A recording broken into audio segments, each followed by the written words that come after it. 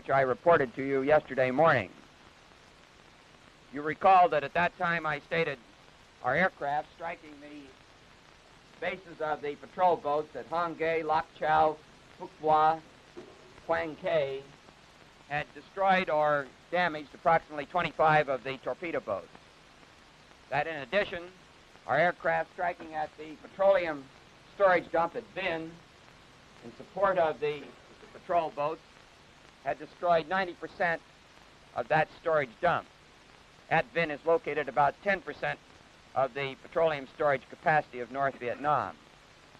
The additional information brought out by the photo reconnaissance analyses is that in addition, we destroyed approximately 7 of the anti-aircraft installations at Vinh. Now, fourthly, I've asked Admiral MacDonald to award the Navy unit citation to the men of the ships and aircraft participating in the operation, both in recognition of their bravery and also in recognition of the effectiveness of their operations. Admiral MacDonald has enthusiastically agreed with that recommendation and is taking steps to put it into effect. And now I'll be happy to try to answer your questions. Yes. Secretary, does our government have any information from the North Vietnamese government through diplomatic channels about the possible prisoners? No, we have not received any such information, but we're taking steps to endeavor to obtain his release, if he has been captured, as has been alleged by them.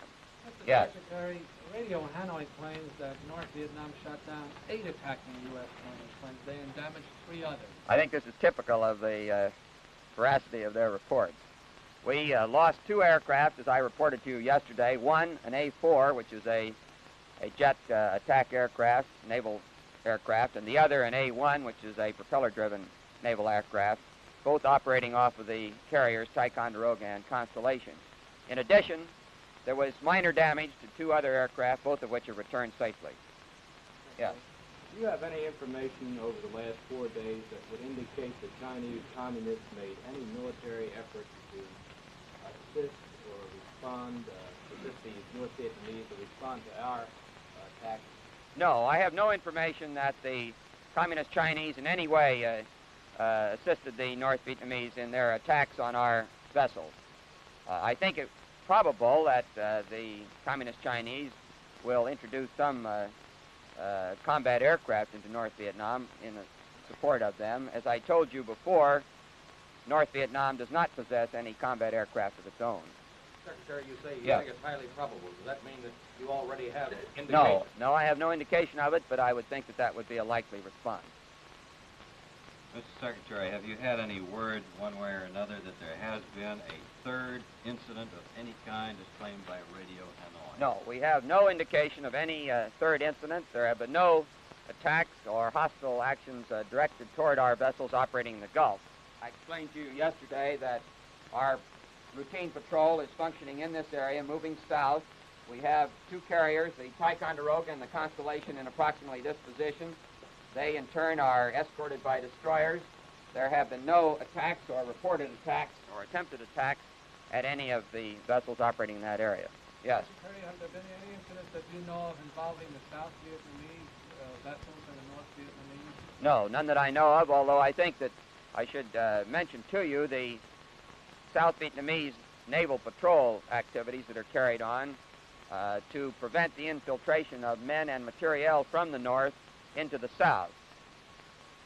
In the last 7 months of 1961, for example, about 1,400 men were infiltrated across the 17th parallel from North Vietnam into South Vietnam.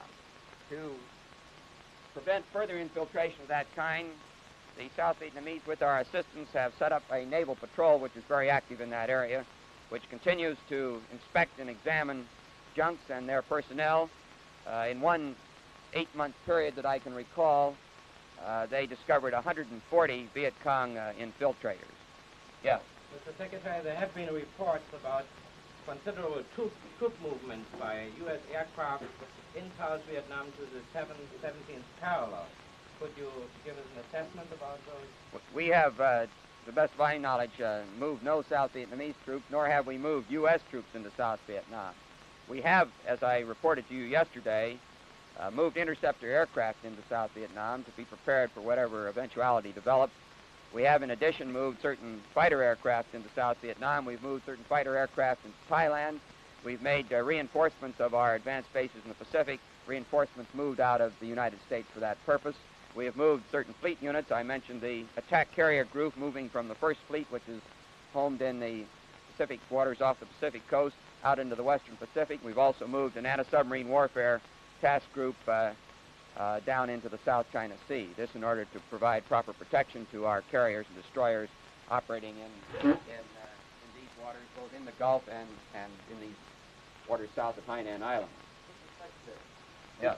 Could you tell us why you think that it's highly probable that the Chinese will move planes into North Vietnam? As they have no combat aircraft of their own, I would assume that they would make such a request and that it would be answered.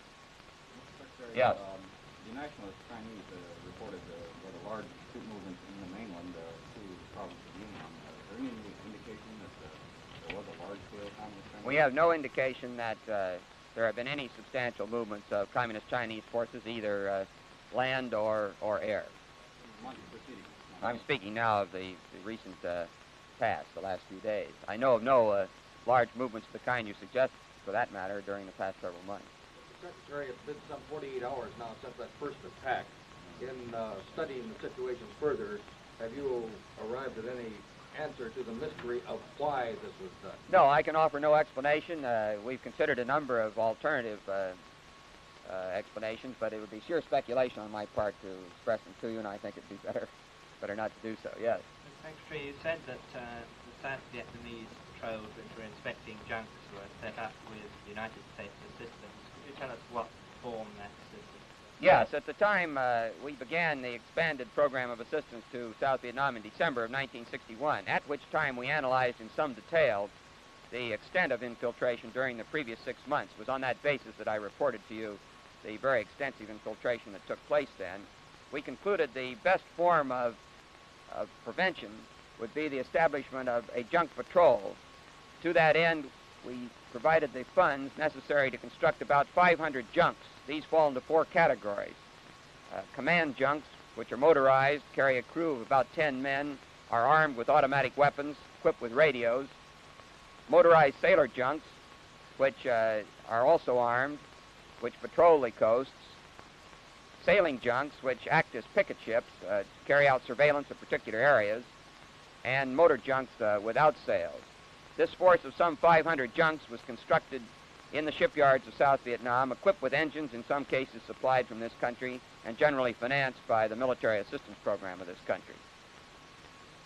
Operate on their own. They operate on their own. They are part of the South Vietnamese Navy, commanded by the South Vietnamese Navy, operating in the coastal waters, inspecting suspicious incoming junks, seeking to deter and prevent the infiltration of both men and material from North Vietnam into South Vietnam. Yes.